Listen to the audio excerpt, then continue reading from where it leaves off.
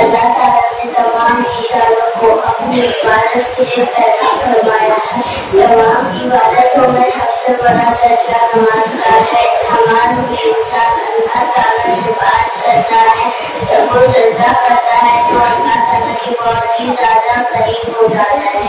اللہ تعالیٰ نے قرآن کریم میں کئی جگہ نماز کو قائم کرنے کا حکم دیا ہے. یہ اتنی اہم عبادت ہے کہ اللہ تعالیٰ نے ہمارے نبی صلی اللہ علیہ وسلم کو اپنے پاس بلا کر نماز پڑھنے کا حکم دیا اور مسلمانوں پر پانچوں وقت کی نماز فرض کی.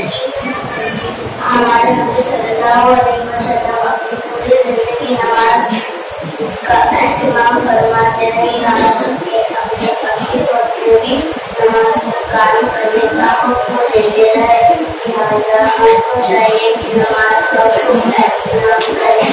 اللہ تعالیٰ ہم سب کو پانچوں وقت کی نمازیں پابندی کے ساتھ پڑھنے کی توفیق عطا فرمائے. وآخر دعوانا الحمدللہ رب العالمین. ماشاء اللہ.